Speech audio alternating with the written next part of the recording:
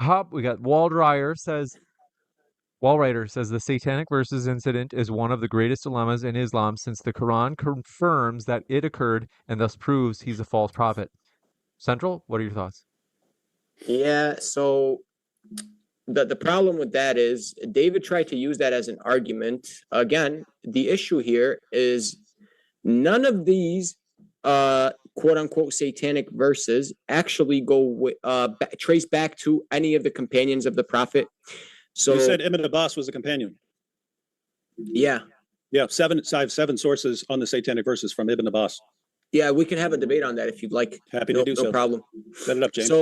So anyways, we can just quote, like,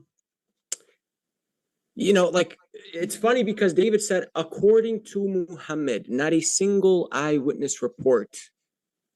Like, you're appealing to Muhammad, but then at the same time saying you don't trust Muhammad.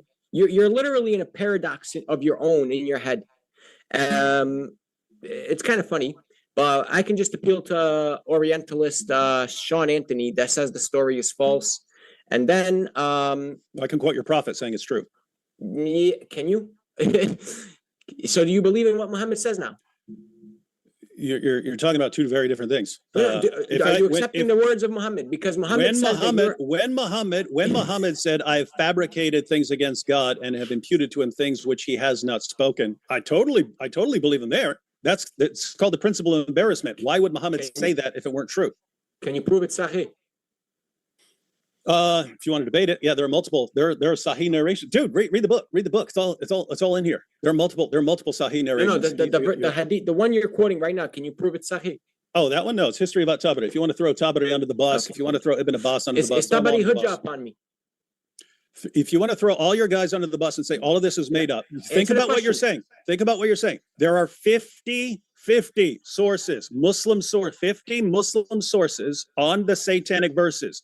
If the satanic verse, if that didn't happen, if that event was made up, you had a lot of Muslims, the earliest generations of Muslims, making things up, including Ibn Abbas. They're making up a story because they thought it was funny if they accused Muhammad of delivering a revelation from Satan and not being able to tell the difference between a revelation from God and a revelation from Satan. It didn't come from Jews, didn't come from Christians, comes from Muslims. If you want to believe that they all fabricated that and made up, I'm actually fine with that. I'm totally okay. Just don't tell me to trust anything these guys ever said. Quran 22:52 is a passage that explicitly opens the door to satanic interference in the prophetic experience. The verse describes a recurring pattern for all messengers and prophets. Whenever they recited, proclaimed, or even desired something in the context of revelation, Satan would cast something into that process, after which God would erase what Satan had cast and then confirm his own verses. The structure of the verse shows that the satanic intrusion occurs first, and only afterward is it corrected.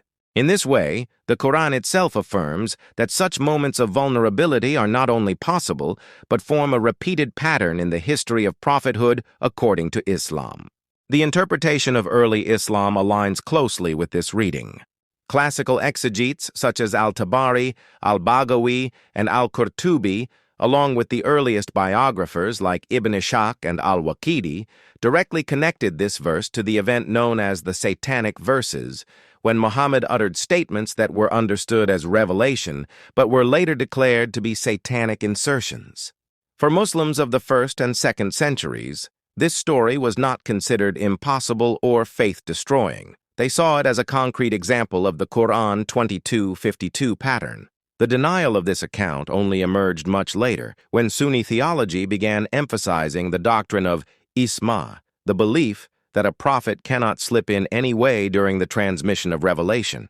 Beyond this verse, the Sahih Hadith literature records that Muhammad was once under the influence of magic to the point that he believed he had done things he had not actually done, and that he also forgot portions of the Quran, sometimes described as being made to forget. These internal testimonies portray a prophet with significant mental and spiritual points of vulnerability. If perception, memory, and judgment could be disrupted to such a degree, it becomes difficult to maintain the claim that the entire process of revelation was always free from external interference. When all these sources are brought together, A theological picture emerges that stands in sharp contrast to modern Muslim rhetoric. The Quran, the classical commentaries, and the Sahih Hadith collectively show that the prophet in Islam could experience satanic interference, sorcery, and forgetfulness in direct relation to his prophetic role.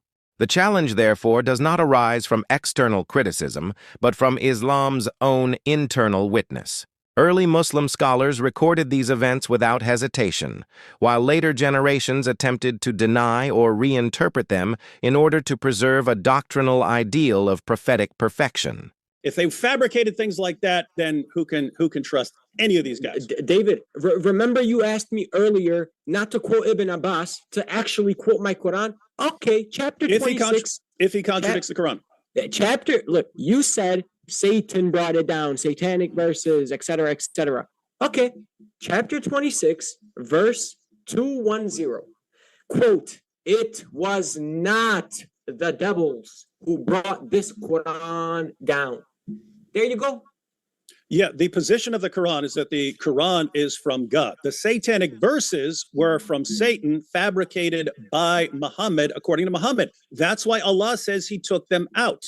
That's what Surah 22, verse 52. That's about the satanic verses. He says Satan, yes, Satan slips things in with all the prophets, and they deliver revelations from Satan. But Allah corrects it and establishes what you supposedly have left in the Quran is the speech of Allah. But before Allah, the Quran that you have, according to the Quran, came from Allah via the. Oh, thank you. Yeah, that's not what we're talking about with the satanic verses that were put in there and then were taken out. They're taken out. So Allah fixed the mess. But the Quran I have right now came from Allah. Thank you for admitting. According to you, yeah.